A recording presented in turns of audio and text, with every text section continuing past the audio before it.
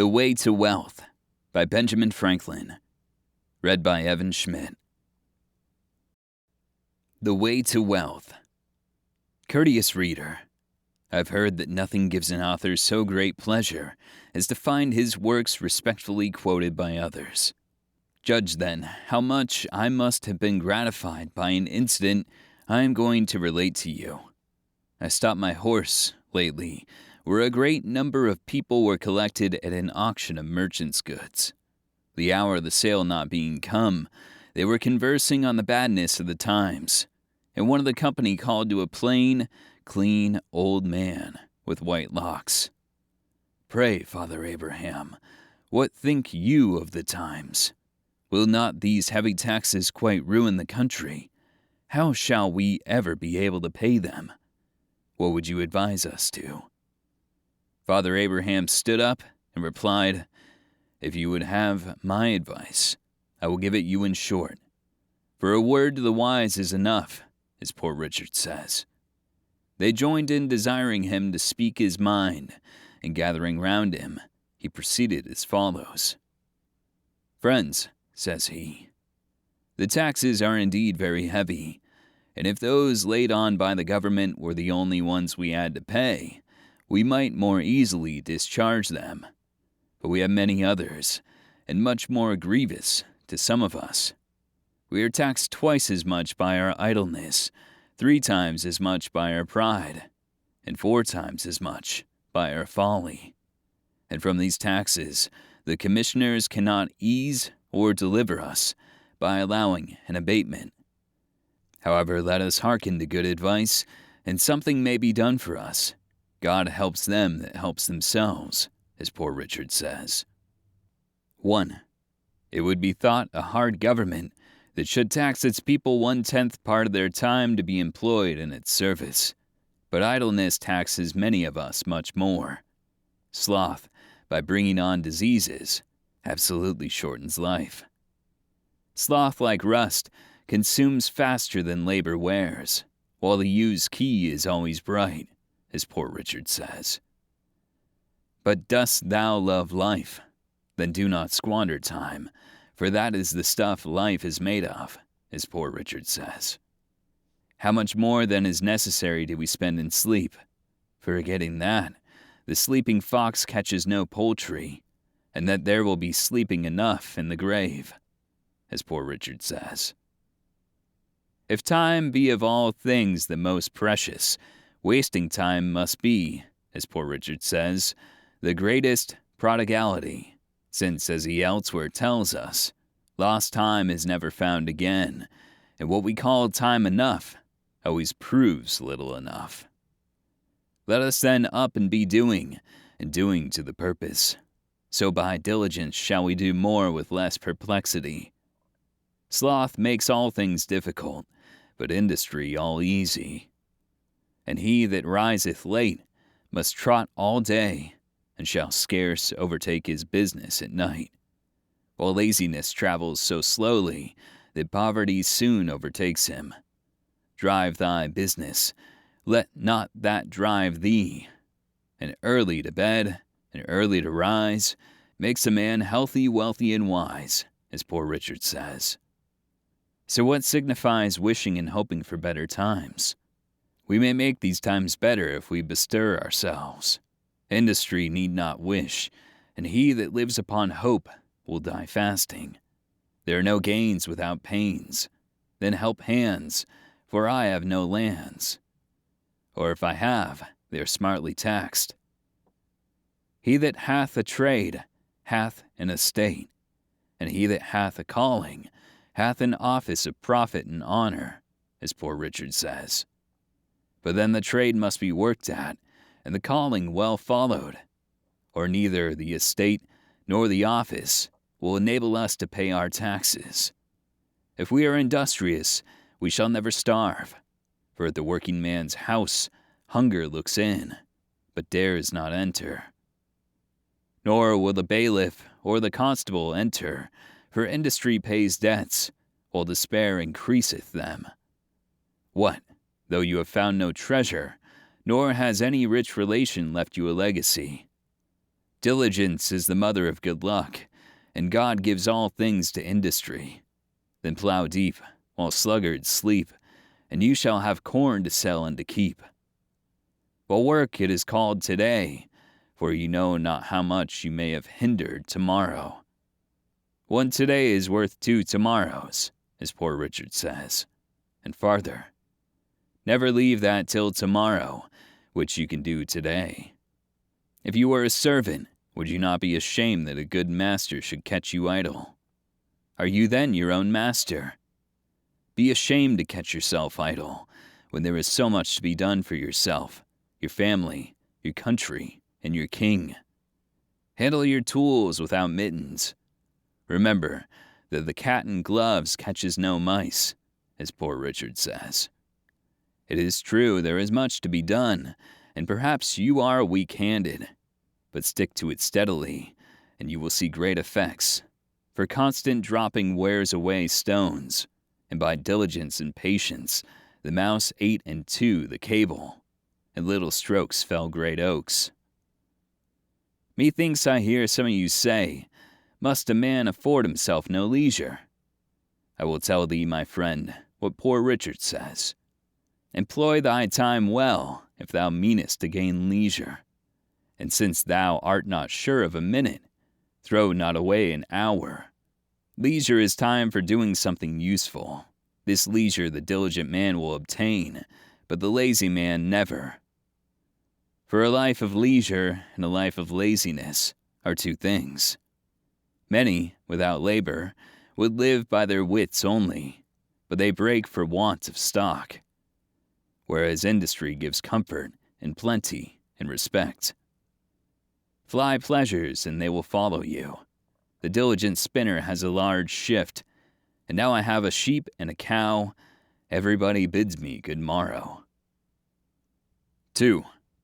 But with our industry, we must likewise be steady, settled, and careful, and oversee our own affairs with our own eyes, and not trust too much to others.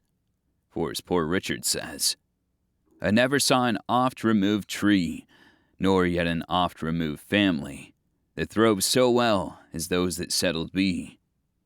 And again, 3 removes are as bad as a fire. And again, keep thy shop, and thy shop will keep thee. And again, if you would have your business done, go. If not, send. And again, he that by the plough would thrive, himself must either hold or drive. And again, the eye of the master will do more work than both his hands. And again, want of care does us more damage than want of knowledge. And again, not to oversee workmen is to leave them your purse open. Trusting too much to others' care is the ruin of many. For in the affairs of this world, men are saved not by faith, but by the want of it. But a man's own care is profitable. For if you would have a faithful servant, and one that you like, serve yourself. A little neglect may breed great mischief. For want of a nail the shoe was lost. For want of a shoe the horse was lost. And for want of a horse the rider was lost. Being overtaken and slain by the enemy, all for want of a little care about a horseshoe nail. 3. So much for industry, my friends, and attention to one's own business. But to these we must add frugality, if we would make our industry more certainly successful. A man may, if he knows not how to save as he gets, keep his nose all his life to the grindstone, and die not worth a groat at last. A fat kitchen makes a lean will, and many estates are spent in the getting, since women for tea forsook spinning and knitting, and men for punch forsook hewing and splitting. If you would be wealthy, think of saving as well as of getting. The Indies have not made Spain rich, because her outgoes are greater than her incomes. Away then with your expensive follies, and you will not then have so much cause to complain of hard times, heavy taxes, and chargeable families. For women in wine, game, and deceit, make the wealth small and the want great. And farther, what maintains one vice would bring up two children. You may think perhaps that a little tea or a little punch now and then, diet a little more costly, clothes a little finer, and a little entertainment now and then can be no great matter. But remember, many a little makes a mickle. Beware of little expenses. A small leak will sink a great ship, as Poor Richard says. And again, who dainties love shall beggars prove. And moreover, fools make feasts, and wise men eat them. Here you are all got together to the sale of fineries and knickknacks. You call them goods, but if you do not take care, they will prove evils to some of you. You expect they will be sold cheap, and perhaps they may for less than they cost. But if you have no occasion for them, they must be dear to you. Remember what Poor Richard says, "Buy what thou hast no need of, and ere long thou shalt sell thy necessaries." And again, at a great pennyworth, pause a while. He means that perhaps the cheapness is apparent only and not real, or the bargain, by straightening thee in thy business, may do thee more harm than good. For in another place he says, many have been ruined by buying good pennyworths. Again, it is foolish to lay out money in a purchase of repentance. And yet this folly is practiced every day at auctions, for want of minding the almanac. Many a one, for the sake of finery on the back, have gone with a hungry belly and half-starved their families. Silks and satins, scarlet and velvets, put out the kitchen fire, as Poor Richard says. These are not the necessaries of life. They can be scarcely called the conveniences, and yet only because they look pretty, how many want to have them? By these and other extravagances, the genteel are reduced to poverty, and forced to borrow of those whom they formerly despised, but who, through industry and frugality, have maintained their standing. In which case it appears plainly that a plowman on his legs is higher than a gentleman on his knees, as Poor Richard says. Perhaps they've had a small estate left them, which they knew not the getting of. They think it is day and will never be night, that a little to be spent out of so much is not worth minding, but always taking out of the meal tub and never putting in soon comes to the bottom, as Poor Richard says. And then, when the well is dry, they know the worth of water. But this they might have known before, if they had taken his advice. If you would know the value of money and go and try to borrow some, for he that goes a-borrowing goes a-sorrowing, as Poor Richard says. And indeed so does he that lends to such people, when he goes to get it in again. Poor Dick farther advises, and says, fond pride of dress is sure a very curse. Ere fancy you consult your purse. And again, pride is as loud a beggar as want, and a great deal more saucy. When you have bought one fine thing, you must buy 10 more, that your appearance may be all of a piece. But Poor Dick says, it is easier to suppress the first desire than to satisfy all that follow it. And it is as truly folly for the poor to ape the rich as for the frog to swell, in order to equal the ox. Vessels large may venture more, but little boats should keep near shore. It is, however, a folly soon punished, for as Poor Richard says, pride that dines on vanity sups on contempt. Pride breakfasts with plenty, dined with poverty, and supped with infamy.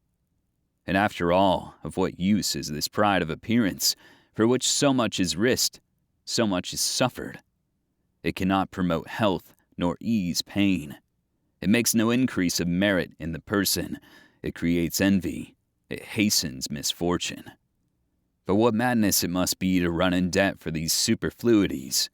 We are offered, by the terms of the sale, 6 months' credit, and that perhaps has induced some of us to attend it, because we cannot spare the ready money and hope now to be fine without it. But think what you do when you run in debt. You give to another power over your liberty. If you cannot pay at that time, you will be ashamed to see your creditor. You will be in fear when you speak to him. You will make poor, pitiful, sneaking excuses, and by degrees come to lose your veracity and sink into base, downright lying. For the second vice is lying, and the first is running in debt, as Poor Richard says. And again to the same purpose, lying rides upon debt's back. Whereas a free-born Englishman ought not to be ashamed nor afraid to see or speak to any living man. But poverty often deprives a man of all spirit and virtue. It is hard for an empty bag to stand upright.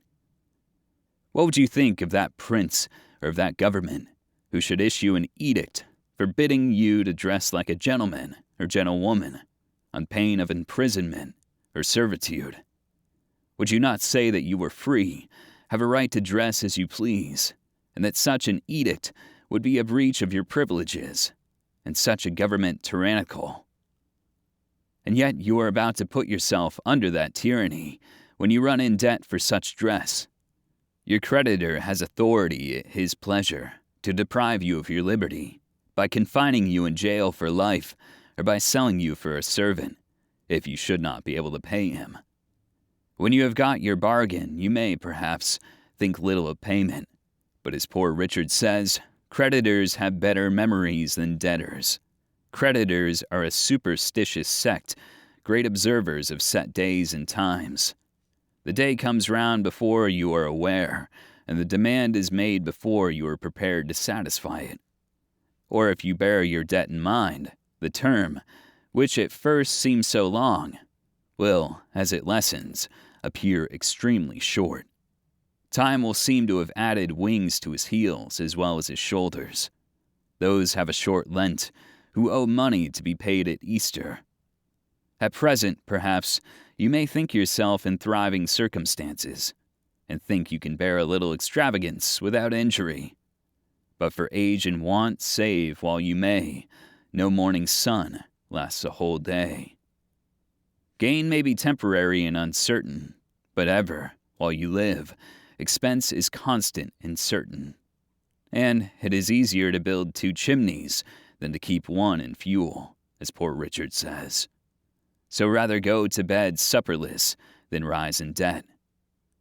Get what you can, and what you get, hold. 'Tis the stone that will turn all your lead into gold. And when you have got the philosopher's stone, sure you will no longer complain of bad times, or the difficulty of paying taxes. 4. This doctrine, my friends, is reason and wisdom, but after all, do not depend too much upon your own industry, and frugality, and prudence, through excellent things. For they may all be blasted without the blessing of heaven, and therefore ask that blessing humbly, and be not uncharitable to those at present seem to want it, but comfort and help them. Remember Job suffered, and was afterwards prosperous. And now to conclude, experience keeps a dear school, but fools will learn in no other, as Poor Richard says, and scarce in that, for it is true.